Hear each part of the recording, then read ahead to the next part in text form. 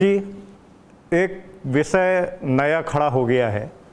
लगभग 17 महीने तक विद्यालय बंद रहे, बच्चे घरों पे रहे और ऑनलाइन जो भी कुछ संभावनाएं थीं देश के अंदर, उससे थोड़ी बहुत पढ़ाई चलती रही। लेकिन पढ़ाई का एक बहुत बड़ा कालखंड ऐसा हो गया जो बगैर पढ़ाई के ही चलता रहा। अब जब विद्यालय खुले हैं पिछले माह से, तो बहुत सारे बच्चे विद्यालय नहीं जाना चाह रहे हैं। बहुत सारे अभिभावक डर की वजह से बच्चों को नहीं भेजना चाह रहे हैं। अजीब सी स्थिति है। तो आप कैसे अभिभावकों का मार्गदर्शन करेंगे और बच्चों का मार्गदर्शन करेंगे, क्योंकि शिक्षा तो बहुत ही ज़रूरी है। अगर ये संक्रमण का दौर अगले 1-2 साल और चल गया तो इस 2-3 साल के गैप की जो जनरेशन खड़ी होगी वो समाज में एक बड़ा अजीब माहौल होगा। तो इस पर मार्गदर्शन देने की कृपा करें कि शिक्षा को कैसे और बगैर डर के कैसे प्राप्त करें। बहुत सुंदर प्रश्न है आपका। और सबसे पहले मेरा ये सौभाग्य है कि मैं भी रज्जू भैया का जो निजी आवास था इलाहाबाद में, ज्वाला देवी सरस्वती शिशु मंदिर विद्या मंदिर, वहाँ का अध्ययन किया हुआ पूर्व छात्र हूँ। और मुझे इस प्लेटफॉर्म पर, इस मंच पर आपने बिठाया, ये मेरे लिए बहुत गौरव की बात है। आपके प्रश्न के उत्तर में आप लोगों ने, विद्या भारती ने विशेष रूप से डिजिटल एजुकेशन के क्षेत्र में जो जितना बड़ा कार्य किया है, ये अद्भुत कार्य है, सराहनीय कार्य है। आज पूरे देश के अंदर 14,000 विद्यालय विद्या भारती के चल रहे हैं, जिनमें लगभग 42 लाख के आसपास बच्चे पढ़ते हैं। और जो डिजिटल सेटअप रज्जू भैया सूचना संवाद उच्च तकनीक केंद्र के नाम से स्थापित किया गया, उसके माध्यम से जो मैं देख रहा हूं कि पिछले साल सवा साल के अंदर प्रत्येक बच्चे को उसके घर के अंदर संस्कारों के साथ शिक्षा उपलब्ध कराई जा रही है। ये बहुत बड़ा सराहनीय कार्य है। ये और विस्तार करेगा, आगे बढ़ेगा। निश्चित तौर से मैं ये कहता हूँ कि कोरोना के संक्रमण के भय से पेरेंट्स, माता पिता, बच्चे सभी भयभीत हैं। हम लोगों के भी बच्चे हैं, हम लोग भी तनाव में रहते हैं। लेकिन इसका विकल्प अगर आप तलाशने की बात करेंगे तो अभी जो भारतीय परिवेश है, भारतीय स्थिति है, उसमें डिजिटल एजुकेशन सिस्टम के अलावा और कोई विकल्प मुझे दिखाई नहीं देता। इसको और उन्नत करना चाहिए, इसको और व्यवस्थित करना चाहिए, इसको आधुनिक तकनीक के साथ और समावेशित करना चाहिए।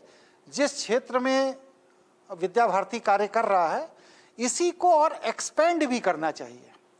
जैसा कि अभी हमारे पूर्व वक्ता ने बताया कि लगभग 40 करोड़ बच्चे हैं पूरे देश के अंदर, और हम लोग 42 लाख बच्चों को पढ़ा रहे हैं, मतलब 1% बच्चों को पढ़ा रहे हैं। ये स्तर हमारा और बढ़ना चाहिए। मतलब विद्या भारती के अलावा भी और जो बच्चे समाज के अंदर हैं, उनको भी बेस्ट डिजिटल एजुकेशन सिस्टम में लाने के लिए जो हम लोग अपनी तकनीक का विस्तार कर रहे हैं, इसमें आधुनिकतम तकनीक का समावेश जिस तरह से किया जा रहा है, उससे निश्चित तौर से बच्चे अपने घरों में रह करके, अपने माता पिता के मार्गदर्शन और संरक्षण में रह करके बहुत ही अच्छे स्तर की शिक्षा प्राप्त कर सकेंगे। क्योंकि हमारे इस पूरे के पूरे एजुकेशन सिस्टम में शिक्षा के साथ साथ हम संस्कार भी देते हैं और संवाद भी देते हैं।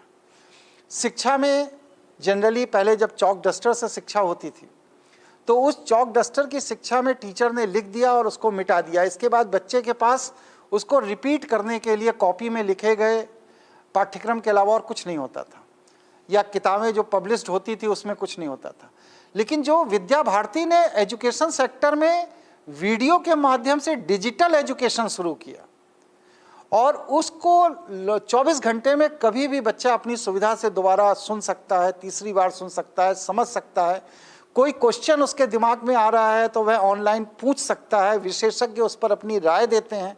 और उससे भी बड़ी बात यह है कि जो बच्चा पूछ रहा है, उस बच्चे का वह आंसर उस शिक्षा, उस व्यवस्था, उस विषय से संबंधित जितने भी बच्चे हैं सबके पास प्रश्नोत्तर के रूप में जा रहा है। ये बहुत बड़ा क्रांतिकारी काम है और वर्तमान में जो वायरस का प्रकोप है, जिससे बच्चों को बचाना भी है, अपनी अगली जनरेशन है उसको भी बचाना है, और उसके साथ साथ बच्चों को एजुकेट भी करना है, उन्हें संस्कार भी देना है, उनके अंदर संवेदनाएं भी जीवित रखना है।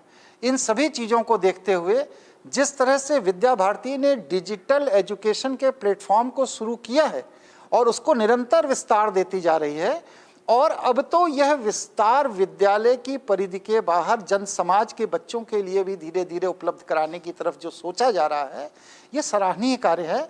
और मैं समझता हूँ कि यही एक वह पद्धति रहेगी कि जिसमें इस कोरोना काल के अंदर बच्चे सुरक्षित भी रहेंगे, माता पिता के संरक्षण में भी रहेंगे, और पूरी तरह से भारतीय परिवेश के अनुरूप, भारतीय चिंतन शैली के अनुरूप, भारतीय जीवन शैली के अनुरूप शिक्षा ग्रहण कर सकेंगे।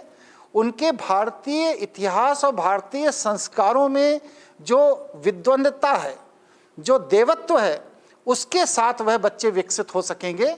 ये बहुत ही अद्भुत कार्य हो रहा है विद्या भारती की तरफ से। इसके लिए मैं इस पूरी की पूरी विद्या भारती की टीम को, जो इस कार्य में लगी हुई है, जिनका चिंतन है, जिनका विषय है, जिनका मनन है, जो लोग डिजिटल काम कर रहे हैं, जैसे एक अमिताभ बनर्जी जी हैं, वो कार्य कर रहे हैं इस क्षेत्र में, और लोग जो कार्य कर रहे हैं, इन सब को मैं प्रशंसा करता हूँ, इसकी सराहना करता हूँ, और अभिभावक से भी ये अनुरोध करता हूँ कि बच्चों के डिजिटल क्लास के समय उनको वह सारी सुविधाएं उपलब्ध कराएं जिनके द्वारा वह बच्चे अच्छे से अच्छी एजुकेशन ले सकते हों, क्योंकि बच्चों की सुरक्षा की प्राथमिकता के साथ साथ आज के परिवेश में यह डिजिटल एजुकेशन ही बच्चे को सुरक्षित और शिक्षित दोनों रख सकती है। इसलिए मेरा तो पूरा, मैं गदगद हूँ यहाँ की व्यवस्था से, और मेरा ये पूरा मत है कि अभिभावकों को, बच्चों को, जो भी डॉक्टर्स की गाइडलाइन है, जो WHO की गाइडलाइन है, जो भारत सरकार की गाइडलाइन है, जो राज्य सरकार की गाइडलाइन है, जिसके अनुसार समय समय पर हमारे विद्यालय के व्यवस्थापक लोग भी गाइडलाइन जारी करते रहते हैं, उनका पूरा अनुपालन करें, और बच्चों के जीवन रक्षा के लिए जो भी समुचित कदम है सब उठाएं। लेकिन साथ में विद्या भारती ने जो डिजिटल प्लेटफॉर्म डेवलप किया है एजुकेशन के लिए, उस डिजिटल प्लेटफॉर्म पर बच्चे को वह सारी सुविधाएं उपलब्ध कराएं जिन सुविधाओं के तहत बच्चा सुरक्षित भी हो और अपने समय पर अपने पाठ्यक्रम की शिक्षा ले सके। क्योंकि यही इस समय कठिन परिस्थिति में, जब पूरा विश्व में त्राहिमाम मचा हुआ है, हर व्यक्ति जीवन मृत्यु के संघर्ष से जूझ रहा है, उस स्थिति में टेक्नोलॉजी के माध्यम से जो शिक्षा का विद्या भारती ने अभियान चलाया है, यही एकमात्र विकल्प है, इसके अलावा और कोई विकल्प नहीं है। तो अभिभावकों से मेरा निवेदन है कि आप बच्चों को संसाधन उपलब्ध करें जिससे बच्चे आपकी देखरेख में सुरक्षित भी हों, शिक्षित भी हों। यही मेरा आप सभी से अनुरोध है। धन्यवाद योगेश जी।